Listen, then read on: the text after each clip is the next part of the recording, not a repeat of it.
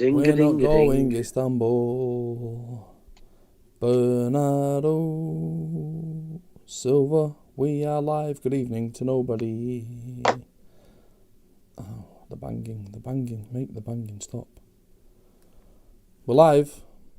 Hello. Good evening. Martin. Good morning. So, Wolves, Saturday lunchtime. I think it's 12:30 kickoff, isn't it? Yep. I think it's 12:30. So, Rich, what are you thinking, mate? Wolves at home. I'm thinking that it's not one of the easiest games we've got coming up. Wolves are up there in that kind of bracket of teams, with the Brightons, the Arsenals, the Uniteds of this world who are, chasing West Ham and that fourth Champions League spot. And, in Wolves' case, more likely chasing a Europa League or a Europa Conference or similar.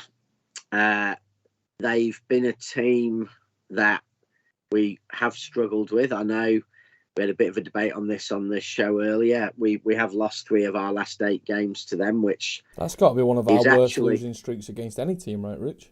Yeah, I think possibly United and Spurs are probably on a par with that. But we think of Liverpool as a bogey team, and we've only lost 1 of our last 8 league games against Liverpool, for example. So Wolves can be tricky, and the main thing we seem to have a problem with Wolves is Adama Traore, who plays like a Sunday league footballer most weeks, suddenly becomes, a Ballon d'Or contender when he plays against City. So, we could face that happening again. He'll be running faster than Usain Bolt with the close control of Leo Messi, and could be a problem. Who's Traore going to bully the most, do you think, out of the City team? Look, and I just want to add the absolute caveat, pardon Wokes, yeah, Wolves causes trouble, yeah, I was just about to get on to say that.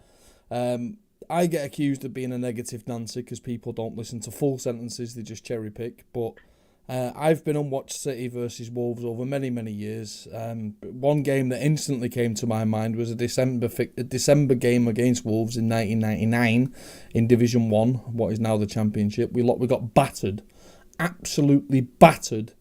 Joe Royal's team did 4-1 by Wolves, yeah. And Wolves are one of those teams for me. And didn't we have similar outings against what's his face, Mick McCarthy's Wolves in the 2000s as well? There just seems to be times like there's certain teams like Everton were one for a long time, but there's just certain teams that for some reason, no matter what their form or what their luck has been like, they just turn up against Manchester City. And as Rich rightfully said, Adama Traore looks like a Sunday League player, a very strong, fine specimen of an athlete, Sunday League player, but he's probably just going to turn up and bully Rodri or bully Cancelo or something like that, And I think Cancelo doesn't he play on the right? Well, I think the thing is, Martin, they'll target our weakest side, which is traditionally Cancelo. But the other thing as well, we've discussed this in previous streams. We've come in recent weeks. We've beat Villa away. We've beat West Ham. We've beat who else have we beat? Watford. Just these sticky little tricky games. United, Everton. That are just Everton, that are just traditional banana peels, and we've managed to avoid the fall, and we've managed to avoid the slip. But I don't know. Something in my bones. I don't know. I'm just not overly. Listen, at the end of the day, we come out of this game with 3 points, and we batter them 18-0. Then you can all stand there and laugh at me and humiliate me for being such a Debbie Downer. But this is just one of those fixtures that, having overcome everything we have overcome in recent weeks, and finally, we've finally got the heady heights of being first. We're first in the Premier League for the first time this season. This just seems to have banana peel written all over it, and that's just my personal opinion as a long-standing Manchester City fan. Now, I live to be proven wrong, and I probably will be proven wrong, because on paper and the way that we play football, it's a million miles better than what Wolves play football, but these games happen. So, gentlemen, tell me about it. Yeah. I mean, sorry, go on, Rich. I was going to say, I said that I've seen, our record against Wolves. I think I think personally it's going to be a bit like the West Ham game. I think we're going to edge a win, but I think it's going to be something like 2-1. And I think it's going to be one that we don't really feel comfortable till the end, till the final whistle, because I think Wolves can cause us troubles. I think Traore will go up against Cancelo. I'm less worried about him against Rodri because we've got Diaz and Stones, behind Rodri, but I think he's going to really go and attack Cancelo. And I think that poses two problems. One, it'll affect our attacking play because Cancelo's become so key to that. And two, I think he'll get behind him. I think what I want to say, Rich, I just want to add another caveat to my statement of defence, because ultimately I will have to defend myself in the comments on this one. If we were playing Liverpool, Chelsea and Man United in the next three fixtures, I'd back us for 9 points out of 9. That's the thing. That's what it's the middle of the road teams coming up. Like if we had let's say in the next 3 weeks we had a Champions League semi-final against Barcelona, they're out, and we had an FA Cup semi-final against United, and then we played Liverpool, United, Leeds, Chelsea, Arsenal in the league, I'd back us to win 100% of those games. But it's the games like Wolves that just like the gentlemen have both pointed out. We've recently beat Watford. We've recently beat West Ham. We've recently beat Aston Villa. They're traditionally the fixtures that always scare me the most, more than the what you would call the big games. And it's just now that we're sat on top of the Premier League tree at Christmas time, is the early kick-off against Wolves the one that scares my pants off? Absolutely it is. And like I say, I just want to be wrong. I think you got to look at it as you just said it there. We're top of the tree now, and for most of the season, it's always been Chelsea were the favourites, and Chelsea were the ones who we were going to have to be chasing. And we've gone top now. Up until then, we were always chasing. And when you're top, like you said, there's a different pressure now. So Chelsea and Liverpool are now in a situation where they have to perform. Because any slip up and they're going back top. And genuinely, the Adama Traore one's a great point. Don't know how he gets away with doing all the oil, how he oils his body up. I don't know how he gets away with doing that, but he does. Because he's a big, powerful player. Like you said, he's like a Sunday League player. But they've also got, I think, is it Jimenez up front, who's now back, who is more than a decent striker for them. Good player. Really good player. I think the lineup will be a very interesting one of who plays, because you just said there about Cancelo down the left. For me, it's who's in front of Cancelo. Is it going to be Foden, who will come back and do it? Are you going to put a Grealish there, who won't come back and probably do the donkey work that he may have to do? So that, for me, they're going to target the left, but it's not so much Cancelo, it's who's in front of him. Or is it going to be Sterling? I think it'll be Sterling, who's halfway in between the two, probably. He's certainly, better at covering than Grealish. But I have a feeling Grealish will be playing up front and Sterling on the left. And possibly, I think, or possibly De Bruyne will be playing as false nine. Because I think we'll play Rodri, Gundogan and Bernardo. So... I have to say, Martin, what's the one thing that I say about teams that play against Manchester City? We like possession of the ball. We're excellent in possession of the ball. Come and get the ball off us. If you want to beat us or you want to compete with us, come and get the ball off us. My fear against Wolves is that they have got tricky feet and they have got physical players that can challenge for balls. And if they make the game scrappy and if they make the game end to end, that's the worry. So for us, it's all about, and this is just like a no shit Sherlock statement, but retaining possession and the turnover of play is the key to our success this Saturday, and not to get bogged down with the officials, because I'm telling you, the referee and the linesman are going to make things hard for us as well. Well, that should also go without saying. But don't generally say this a lot, but I think we will need an early goal on Saturday to calm it all down.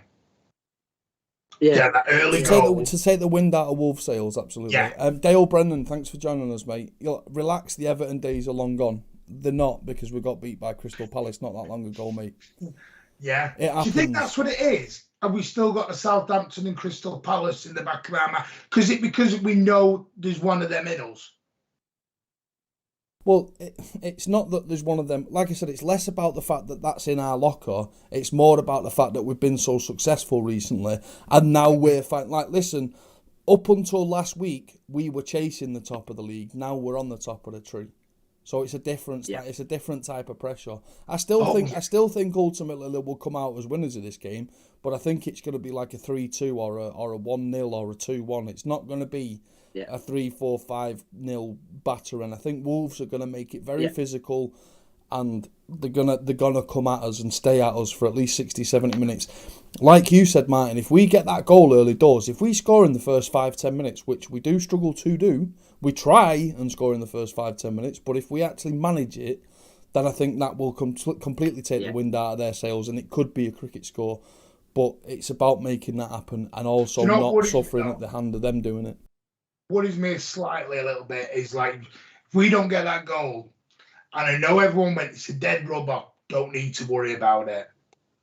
But just in the back of the fans' minds, they'll have that, oh, we got beat and it was a bit of a sloppy performance, dead rubber, yes or no. And say Wolves got the opener. Or we were going 20, 30 minutes and we were doing what we can do, where we can have the chances and we don't put the ball in the net. Wolves could just sense, because it will happen, that little bit of frustration around the crowd, that little bit of impatientness, and that could have a negative effect coming back onto us. Because that's when Tuesday night will start coming into the back of everyone's minds. If it's an early goal, get a second one, and off you go in, Tuesday night's a dead rubber. Yeah. But I'm telling you now, we go on the edge or we go a goal down, Tuesday night becomes a bigger factor than what it should be. Yeah. I think you're both spot on. I think we'll win this. Funnily enough, and I'll probably get ridiculed for this, the game I'm nervous that we're going to muck up is the Newcastle game. I have exactly the same thoughts about the Newcastle game as I have about the Wolves game. That is the game that worries me. This is exactly the sort of game that will kickstart them staying up, and it's night. So it's late December, night time, horrible game. There'll be a good atmosphere because they'll all be out on the Christmas beers, and that is the one that scares me. I think we're going to battle Leeds because I think we'll be really fired up to beat Leeds after last season. I think we'll scrape through against Wolves, but then Newcastle, that's my worry. So listen, and what I will say to any younger fans out there, and this is not patronising, but City fans of a certain age and a certain demeanour and a certain look. I mean, look at these two ugly buggers on screen. They've seen it all. I've seen men who've come back from war that have got less 1,000-yard stares than these two have got. Long-serving Manchester City fans will always have this element of doubt. We can be 12 points clear and still worry about a fixture. Just get a message off Alan Howard. That's Alan. Well, but you know what I mean? We're somewhere in between Alan, who's ridiculous, and the modern fan who's optimistic. We're somewhere in between. And just let's get the job done. Because trust me as well, every other single team, Liverpool and Chelsea are looking at this early kick-off on... let put it this way. If you're Liverpool or Chelsea and your game doesn't kick off until 3 p.m. or 5 p.m. or you're not playing until Sunday... They'll all be tuned into the Manchester City Wolves game. Every single one of them will be tuned in to watch what we do. And if we flounder or we falter, it is more than enough kindling and fueling their fires to go out and smack whoever they're playing. It's the pace that worries me. It's just the pace. Because I'm telling you, go back to the Watford game and you had Hernandez on the right wing running at Cancelo. And he doesn't like it. And this is not me criticising Cancelo.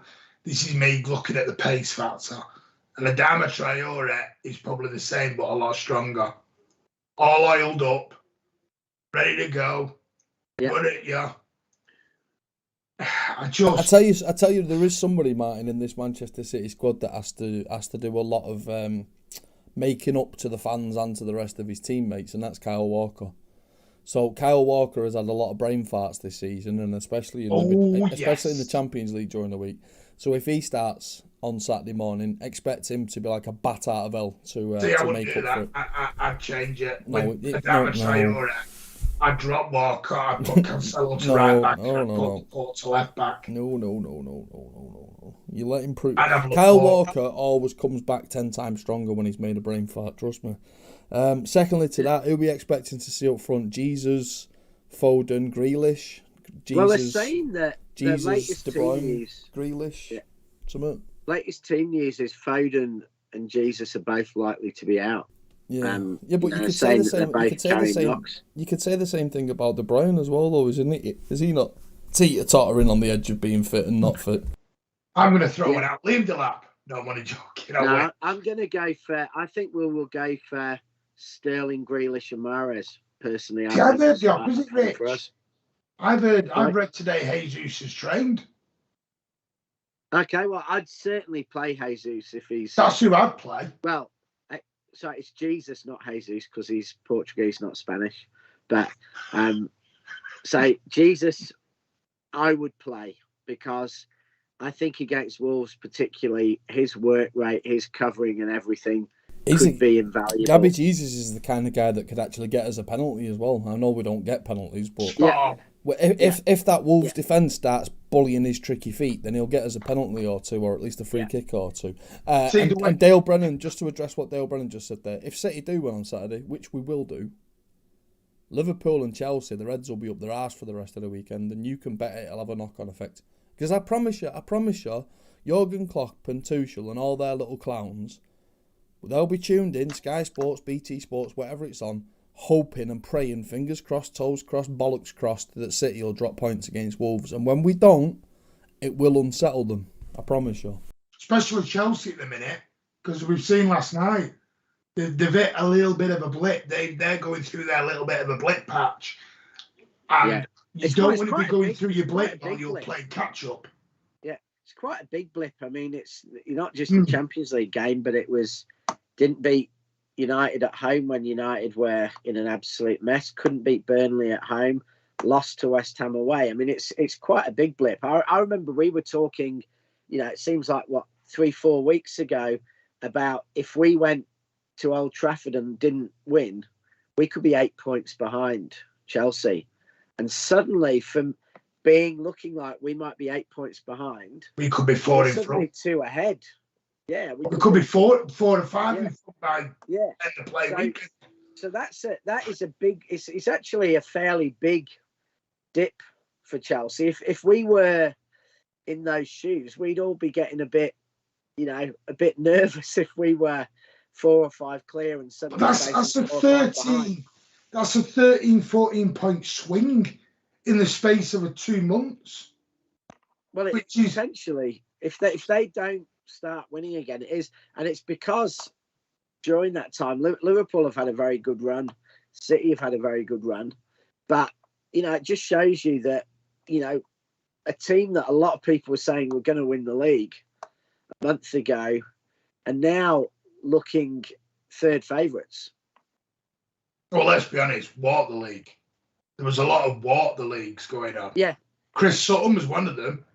Chelsea are going to be unstoppable, and because they bought Lukaku and away they went. And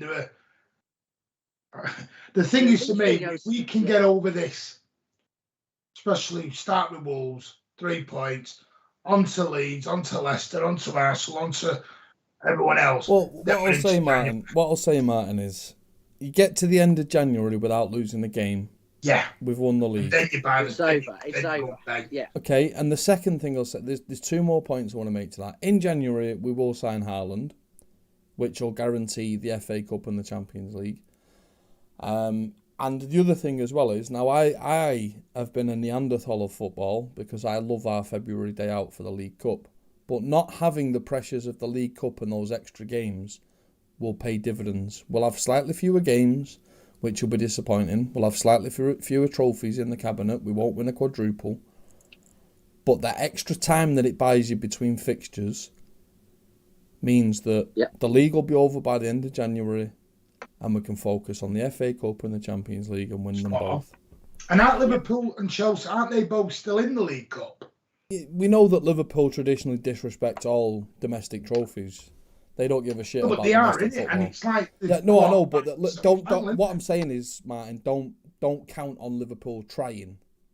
Yeah. You know that they're only that Liverpool are only still in the League Cup by default. By accident. Yeah, by accident. Yeah. Yeah. I mean, they've got Sunderland, haven't they, next? So if they get beat by Sunderland, I think.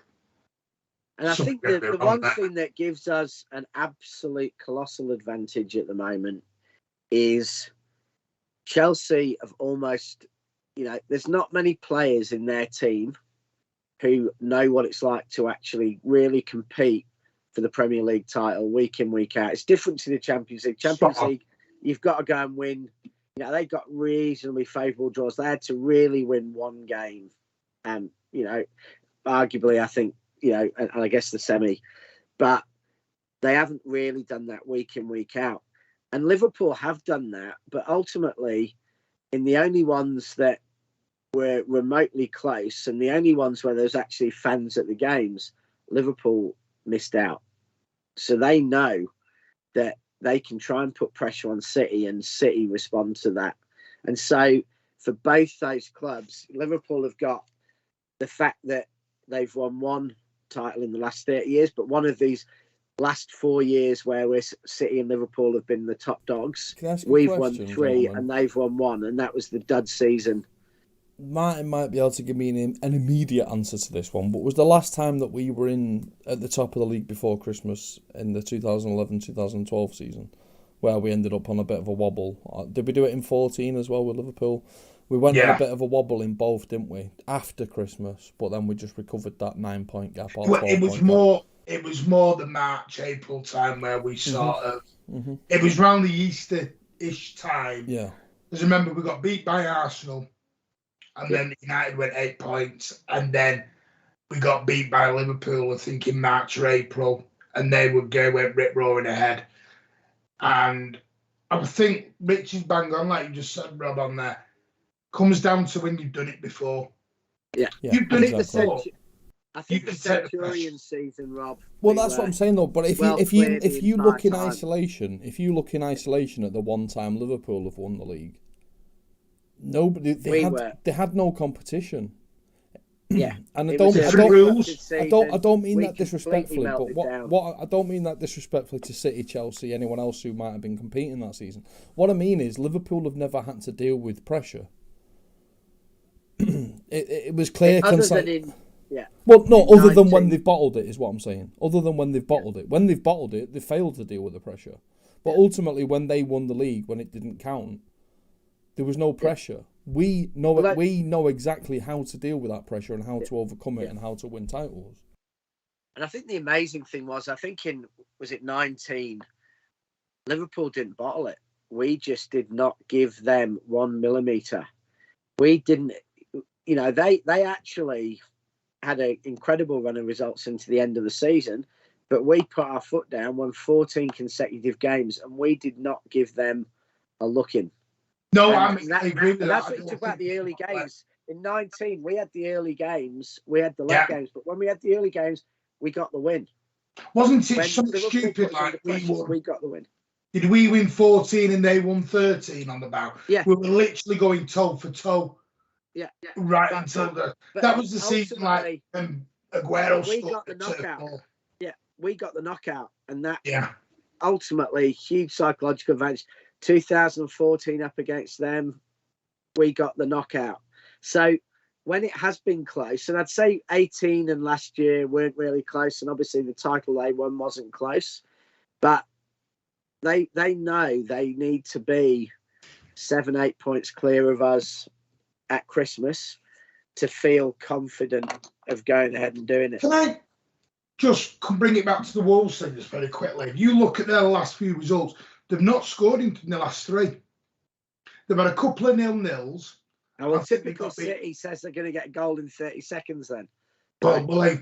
So they're struggling to score, which is a little bit surprising, if I'm honest, with some of their firepower. Jimenez, Adama Traore.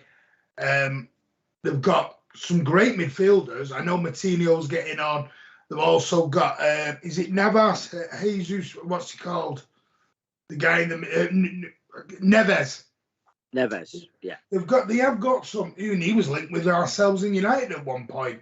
So they have got some quality players. So to see them go 3 games and not score is very surprising, if I'm honest with you.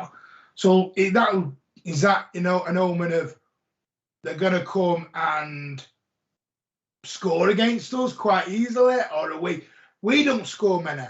So this could end a very dour 0-0 at the other side of it, This could end up a very entertaining 0-0, or a very dull 0-0. I just think, for me, this is why, for me, that goal is important. Because if we score early, their confidence is gone because they haven't scored. And I just think that first goal, I always say, I can always tell the way Manchester City are going to play in the first 5 or 10 minutes with the way they come out with the tempo. If you look against Watford, you look against Villa, and you look even against Leipzig, for the first 5 minutes, we had like 5 corners and like 3-4 shots. Mm. And you can tell the tempo's there, the hungriness is there straight away. And it's usually the way we do it is we start off like an house on fire at the minute, and then we taper off at the end. We sort of go 2 or 3 in front and then put the handbrake on slightly. Yeah. That's definitely been the plan. Definitely seen that this season, where we go out, we try and get a couple of goals up, and then we try to just manage second halves. We try to just keep the ball. I think you've got 2, haven't you? The amount of games coming up. Yeah, and I think that helps us. Let's say our final thoughts and wrap it up, because we don't want to waffle for too long. It's been 26 minutes already. So 2-1 to City. Raz will get one of the 2 goals. In fact, I'll go Raz first goal, 2-1, and I think we will just pass the game to death in the after half time. I think we'll just get the goals, be up. But Wolves are going to get a sneaky goal about the 70th minute from Traore to make it a nervous last 20 minutes. I'm going to go 3-0. Dominant performance. We'll score early, and away we go. On to the next one.